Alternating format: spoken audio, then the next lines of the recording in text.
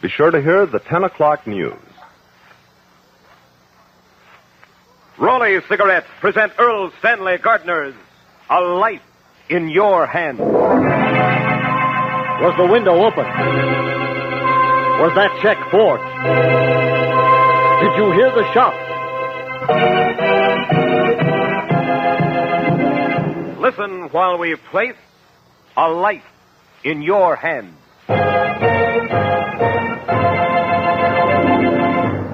Decisions recently issued by the Federal Trade Commission, an agency of the United States government, should convince you. You cannot believe in throat tests. You cannot believe in nose tests. But you can believe your own eyes. So take the Raleigh eye test and see for yourself the only real important difference between leading brands of cigarettes. It's a difference you can believe because it's a difference you can see. The Raleigh profit-sharing premium coupon.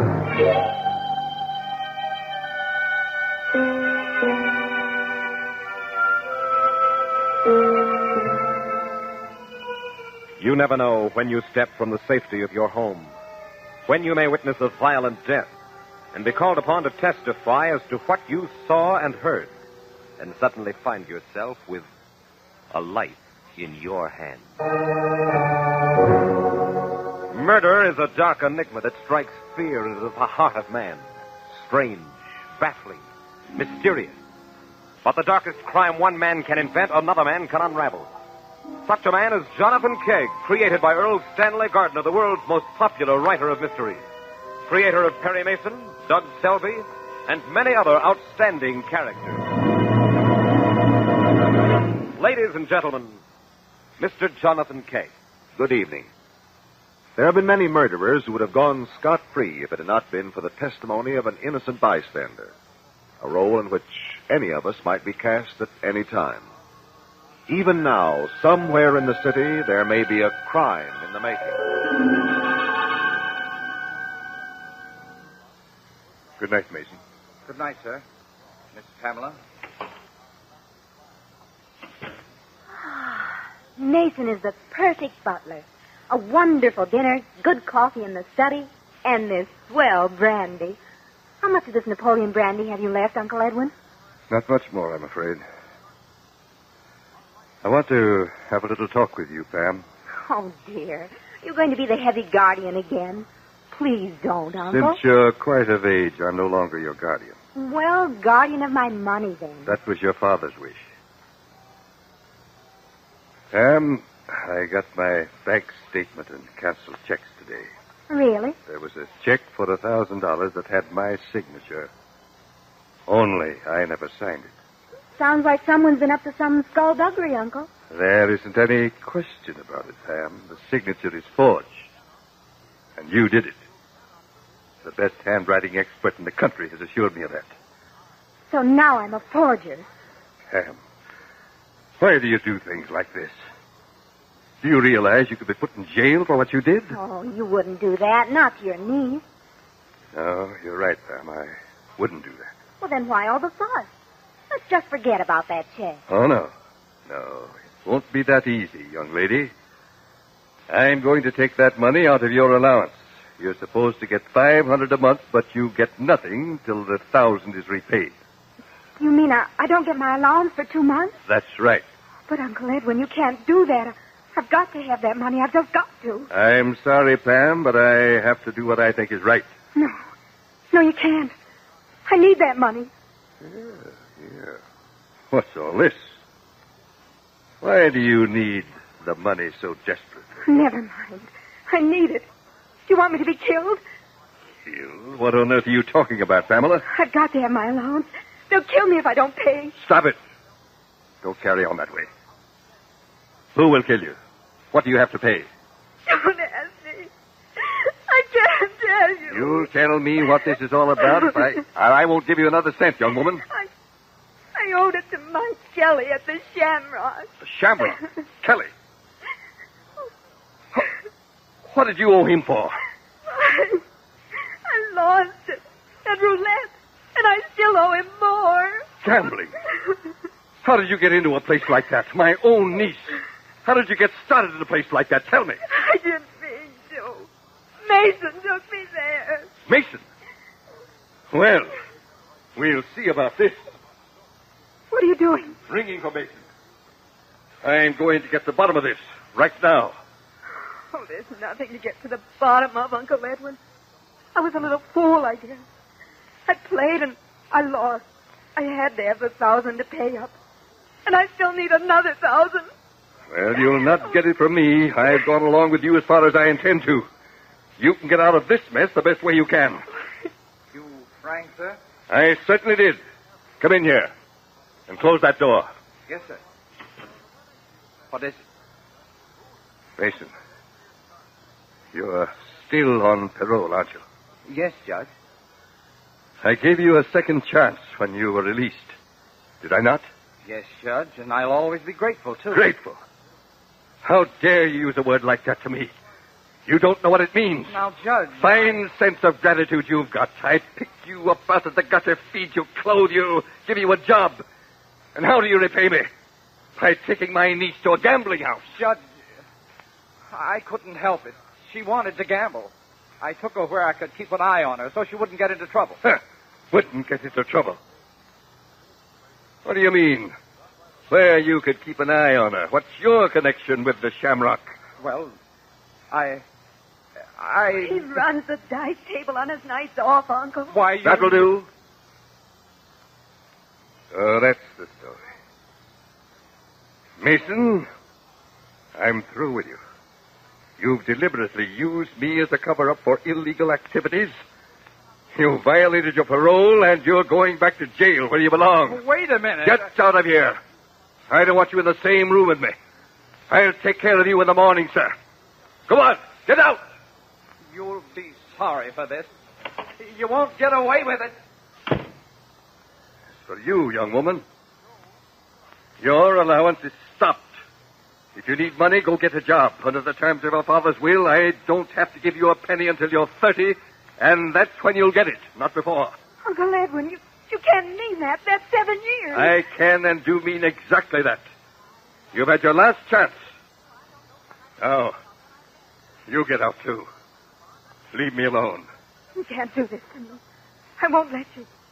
I don't know what I can do to stop you, but I'll find a way.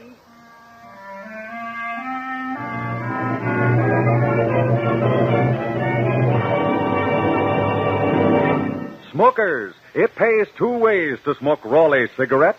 It pays with top-quality smoking enjoyment. It pays with luxury premium. There are over 75 beautiful premiums, and you can get them just like gifts. Just smoke Raleighs and save the profit-sharing coupon. And remember... A recent decision by the Federal Trade Commission, an agency of the United States government, should prove to you. You cannot believe in throat tests. You cannot believe in nose tests. But you can believe your own eyes. So take the Raleigh eye test and see for yourself the only important difference between leading brands of cigarettes. It's a difference you can believe because it's a difference you can see. The Raleigh profit-sharing premium coupon.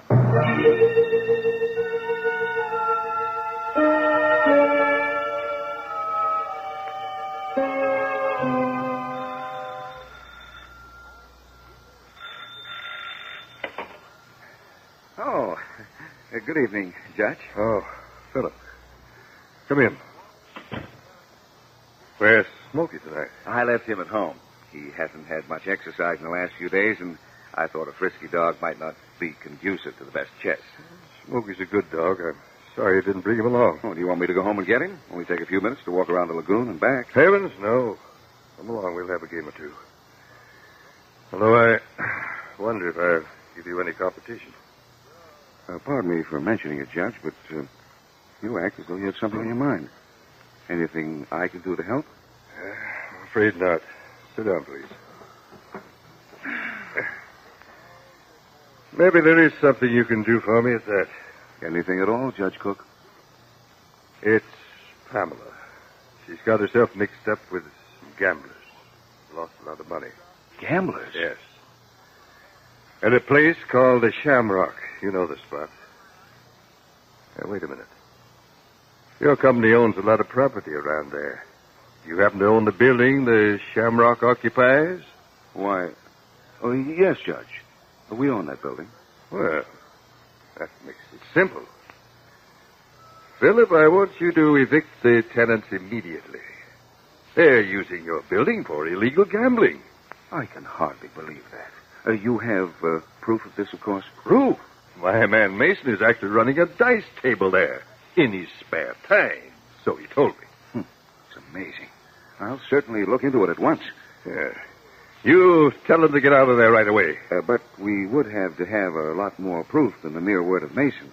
After all, he is an ex-convict. Oh, what about... Oh, yes, that's right. That's true. You'd need tangible evidence. Possibly even a conviction. Oh, that would help a great deal. All right. I'll get you the evidence you need. I'll get this Kelly and the men behind him. Come on. Let's play some chess.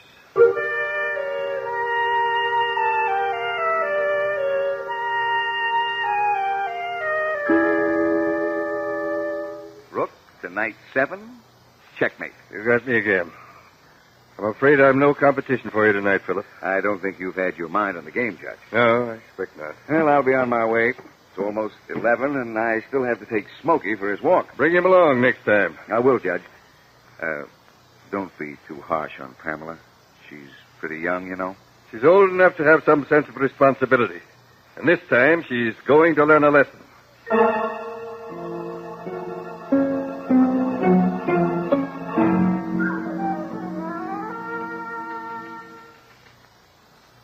Huh. What in the world? Who can that be? Who's out there? Who? What are you doing outside the window? Why don't you...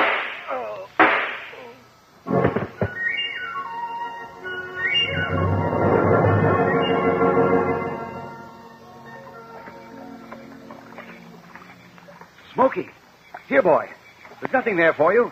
Here, Smokey. Oh, I beg your pardon. I think you might at least look where you're going.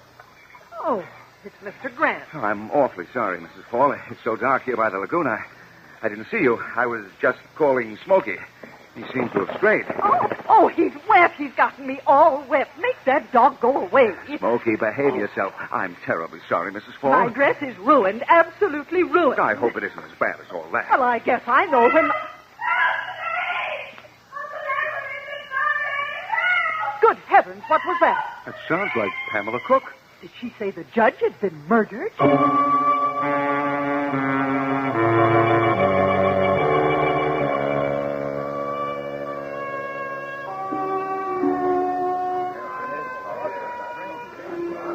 Your Honor, I'd like very much to enter this case as amicus curiae. I haven't any objection, Mr. Kegg, but why?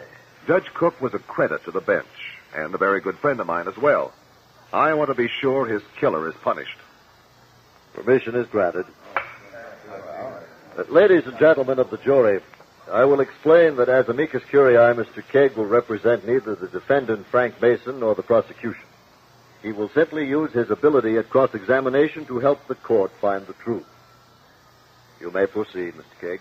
I call the defendant, Frank Mason. Mr. Mason, you were employed by Judge Cook as a combination houseman and chauffeur. That's right. For how long? A little better than a year. About 15 months it was. You had been in prison and were released on parole. Is that correct? Yeah. Now, the work you were doing at the Shamrock was a clear violation of that parole. And you know that if a man on parole engages in an illegal activity, he will not only be punished for it, but made to serve out the balance of his time on the previous conviction. I know that, but there's lots of gambling everywhere. But you knew it was illegal. Yes. And therefore, you knew that all Judge Cook had to do was tell the parole officer about it, and you would have been back in jail. Well, I suppose so, but I didn't think the judge would do it. I see. Where were your quarters at the Cook house? I had a room over the garage. Were you there when the shooting took place? I was asleep. First thing I heard was when she began yelling. Tell me, was there a gun on the premises? Not that I know of. I never saw one. The garage where you slept, was it on the same side of the house as the window through which Judge was shot? Well, I... Answer the question. Was it? Yeah. That's all. Step down. Recall Pamela Cook. Miss Cook, your uncle gave you an allowance? Yes. How much? $500 a month. Now, in spite of this $500 a month allowance, you forged your uncle's name to a check for $1,000, didn't you? I've explained all that. I had to have the money to pay my gambling losses. It wasn't like stealing. Uncle Edwin could always get it back from my inheritance. But the fact remains that you committed a criminal act in forging that check. What did your uncle say when he found out? Well, I don't remember exactly. He was very upset. Did he cut off your allowance? He said something about it. This money came from your father's estate, which your uncle controlled for you? Yes. And for how long was this arrangement to continue? Would your uncle control that money indefinitely? He could have kept control of it till I was 30, or turn it over to me at his discretion. Well, now that your uncle is dead, who controls this money? I do. And how old are you now, Miss Cook? I'm 23.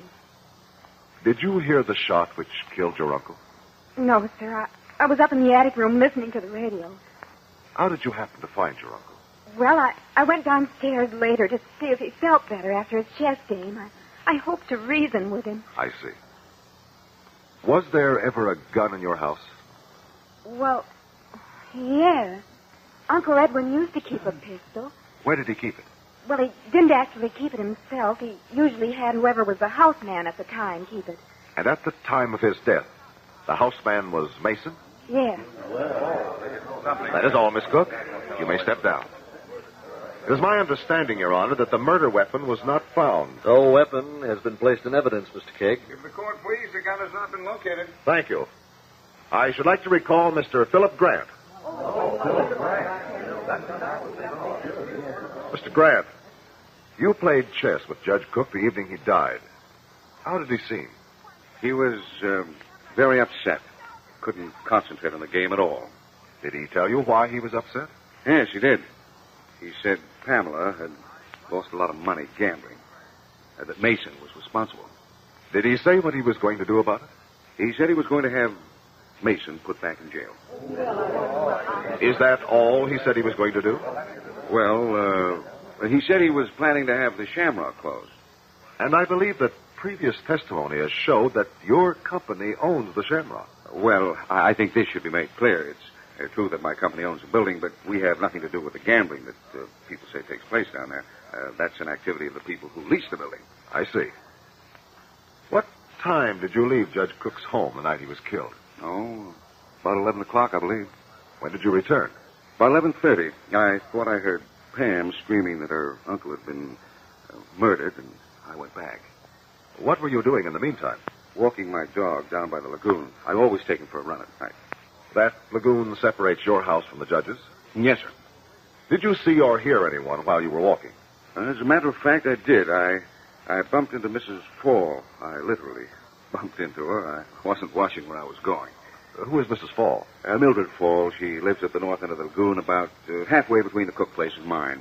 How soon after you met Mrs. Fall did you hear Pamela Cook scream? Just a few seconds. I was still talking to Mrs. Fall when we heard Pam. Just one more question, Mr. Grant. Do you own a gun? I used to. It disappeared some time ago.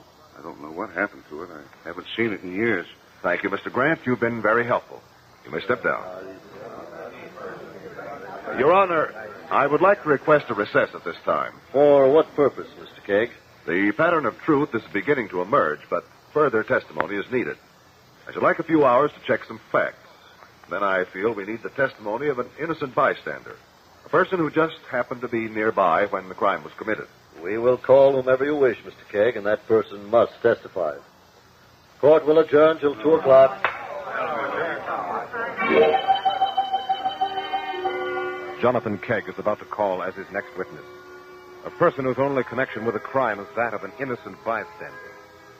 If that person were you, could you remember what you have heard?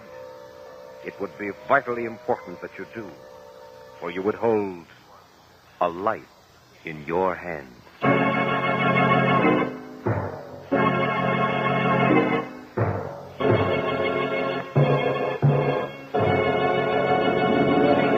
You cannot believe in throat tests. You cannot believe in nose tests. Decisions recently issued by the United States Government Federal Trade Commission should convince every intelligent smoker that you cannot believe in throat tests, you cannot believe in nose tests. These distinguished government experts, appointed by law to protect the public against false and misleading advertising claims, have declared, 1. There is no reliable basis for claims that one brand is superior to another in respect to throat irritants. 2. All manufacturers of leading brands of cigarettes buy their leaf tobacco from the same sources. With these 2 facts in mind, give yourself Rowley's famous eye test. Hold up 2 packs of cigarettes. One of Rowley's, one of any other leading brand. Turn them around. Take the eye test. You'll see the difference. Yes, you'll see that only Rowley's have a coupon on the back. And because Rowley's cigarettes give you rich, fine tobaccos, a smooth, satisfying smoke, that Rowley profit-sharing coupon is the only real important difference between leading brands of cigarettes. It's a difference you can believe, because it's a difference you can see. So switch to Rowley cigarettes, America's greatest cigarette value.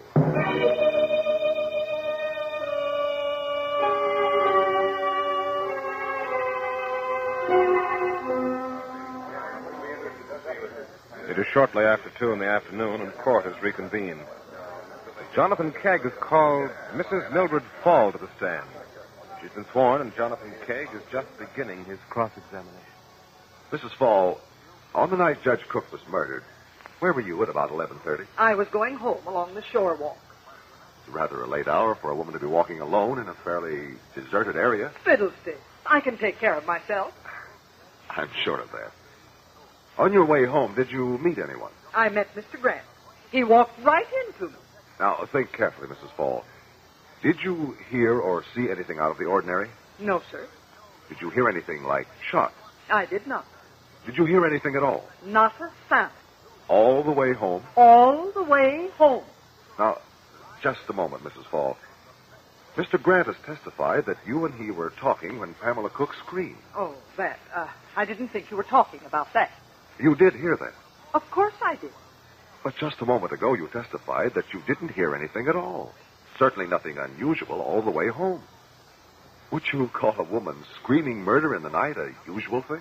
Well, I really didn't think that... Well, I mean... I understand perfectly what you mean, Mrs. Fall. But please don't try to guess what is meant by a question. Just answer factually as best you can remember. I'm sorry. Now, after you heard Pamela scream, what happened? Mr. Grant ran towards the Cook house. I waited for a minute and then went on home. Weren't you curious as to what was going on? I was. But frankly, when I heard the word murder, I felt the best place for me was at home. And you saw or heard nothing unusual till you got home? Not a thing, Mr. Kegg. I'm positive. Now, going back to your meeting with Mr. Grant, was there anything unusual about that? Not aside from the fact that he bumped into me. Did you hear anything? Now, think carefully. Honestly, Mr. Kegg, there wasn't a thing. I was walking along rather rapidly. I heard Mr. Grant call to his dog. I heard the dog splashing in the water.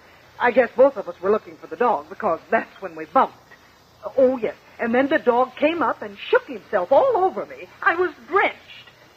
And then the girl screamed. Are you sure you heard the dog splashing in the lake? Well, I certainly heard something splashing around, and just a second later, the dog came up, dripping wet. Thank you very much, Mrs. Fall. Your testimony will prove very helpful in aiding us to find the truth. Your Honor, I should like to have a brief recess in order to have Mr. Grant's dog brought into court. And then I should like Mr. Grant to take the stand again. That's a nice dog, Mr. Grant. No, thank you. Sit, Smoky. Obeys very well. Would you mind telling the court something about him? His breed, his training, and so forth. All right, if you want me to, but it strikes me as a little silly. Is this relevant to this case, Mr. Kegg? I assure Your Honor that I will connect this at the proper time. Well, if you say so, you may proceed. Go ahead, Mr. Grant. I won't bother you with his kennel name. He's a Springer Spaniel, 2 years old, and answers to Smoky. He's trained to flush birds and retrieve. Unleash him, please. All right. There. With the court's permission, I have a rubber bone here. I'm going to toss it over by the jury box. Now, get it, Smoky. All right, fetch the bone. Go on, Smoky, get it. You're wasting your time, Mr. Kegg. He won't budge. So I see. Bailiff, will you please hand me that bone? Thank you. Now, Mr. Grant, will you please throw the bone in the same spot? Very well. There. He budged that time, Mr. Grant. Well, naturally. That time I threw the bone. Thank you, Mr. Grant. That is all. I believe Officer John Lansing is present in court. I should like to call him as a witness. Officer Lansing, I believe you recovered a gun from the lagoon about an hour ago. Yes, sir. The caliber was .38. That's correct, sir. And that is the caliber of the gun that killed Judge Cook. Was there a serial number on this gun you recovered? And if so, in whose name was it registered? It's registered in the name of Mr. Philip Grant of this city. Were there any fingerprints on this gun? And if so, have they been identified? There were prints on the gun which have been identified as those of Mr. Philip Grant. Has it been established that the bullet that killed Judge Cook came from this gun? According to ballistics, yes, sir. No! Bailiff, get that man and hold him.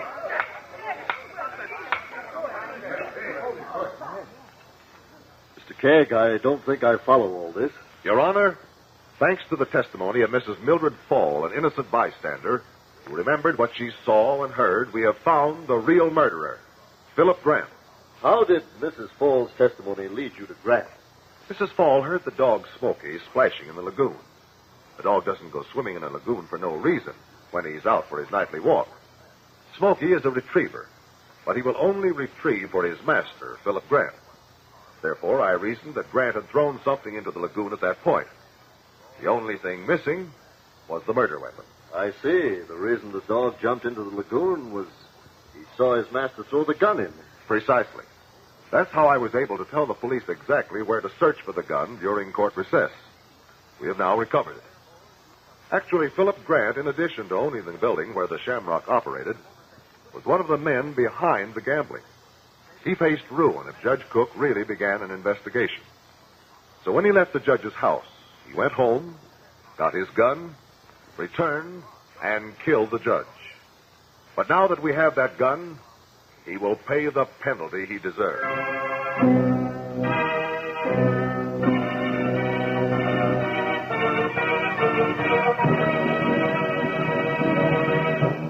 Mr. Kegg, that was a highly obscure pattern of evidence, and your solution was most dramatic. Thank you, Mr. Wallace. And once again, a witness who was sure she knew nothing about it held the clues that led us to the truth. Well, I'll see you next week. Good night. Good night, Mr. Kegg. Friends, here's a cordial invitation for each of you to be with us next Tuesday, when you will again hear Jonathan Kegg, created by Erle Stanley Gardner, author of the internationally famous Perry Mason stories and many others. And remember, you can believe your own eyes. So look for the pack with the coupon on the back. Raleigh Cigarettes, America's greatest cigarette value.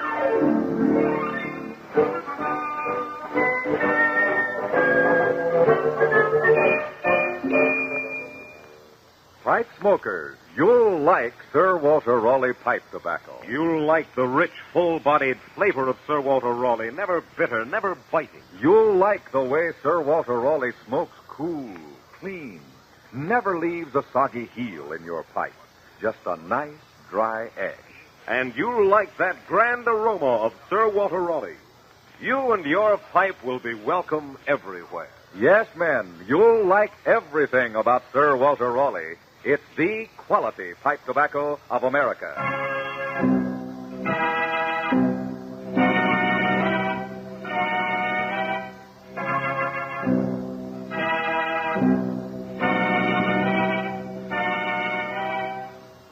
A Life in Your Hands is produced by Jack Simpson and directed by Pat Murphy. Script by the McKees with musical effects by Adele Scott, conducted by Whitey Berkeley. Jonathan Kegg is played by Carlton Kadell. This is Mike Wallace inviting you to be with us again next week when Raleigh Cigarettes, the pack with the coupon on the back, will again place a life in your hands.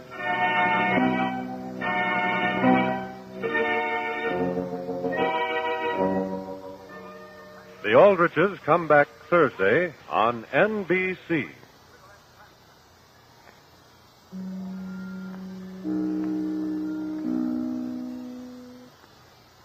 WMAQ and WMAQ FM, NBC in Chicago.